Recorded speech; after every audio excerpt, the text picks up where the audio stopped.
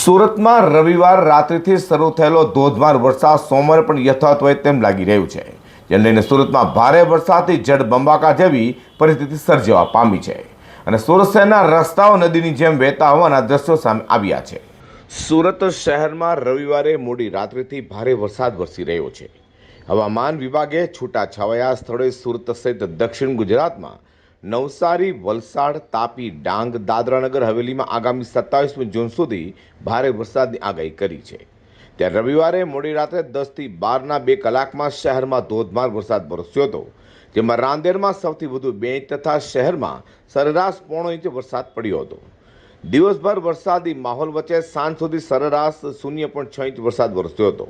ઉમરપાડામાં 3.5 inch, Olpad, માંગરોળમાં 1 ઇંચથી વધુ અને કામરેજમાં 2 ઇંચ વરસાદ વરસ્યો હતો. તો સોમવારે સવારથી જ ભારે વરસાદને પગલે જળબંબાકારની સ્થિતિ સર્જાવા પામી છે. ઠેર ઠેર પાણી ભરાયા છે, જેથી રસ્તાઓ જાણે નદી બન્યા હોય તેમ વહેતા થયા છે.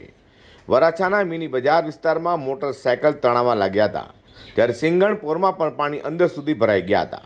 તેથી સ્થાનિકોએ કહ્યું કે આ પ્રોબ્લેમ દર વર્ષે સિંગણપુર 4 રસ્તાની છે. હાલ યોગી ફાર્મ, વડલા સર્કલથી છેક કતારગામ દરવાજા સુધી પાણી ભરેલા જણાયા છે. વચ્ચે વચ્ચે કોઈ જગ્યાએ પાણી ભરાય નથી, પણ આ વેડ રોડ ઉપર દર વર્ષે પાણી ભરાવાનો પ્રશ્ન રહે છે. છેલ્લા 22 વર્ષથી આ રોડની પરિસ્થિતિ જોઈ રહ્યો છું. ખબર નહીં ક્યારે આ પ્રશ્નનું નિરાકરણ આવશે, તેવા સવાલો સ્થાનિકો દ્વારા ઉઠવામાં આવ્યા છે.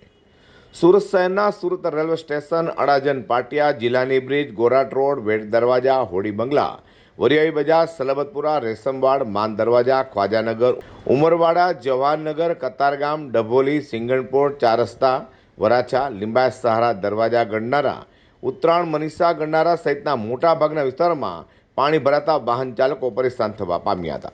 વધુમાં સુરત શહેર અને જિલ્લામાં ધોધમાર વરસાદને કારણે નીચાણવાળા વિસ્તારોમાં પાણીમાં ગરકાવ થવા પામ્યા હતા. તો બીજી તરફ રસ્તાઓ પર પાણી ભરાતા જનજીવન પર તેની અસર સ્પષ્ટ દેખાઈ રહી છે. પાર્ક કરેલા વાહનો પણ ડૂબી જતા લોકો ચિંતામાં મુકાયા છે. તે સુરત શહેરના કેટલાક વિસ્તારમાં તો પણ હોડી તરતી દેખાઈ હતી. આમ સુરત સહિત દક્ષિણ ગુજરાતમાં બારે મેઘ ખાંગા હોય તેમ જણાઈ રહ્યું છે.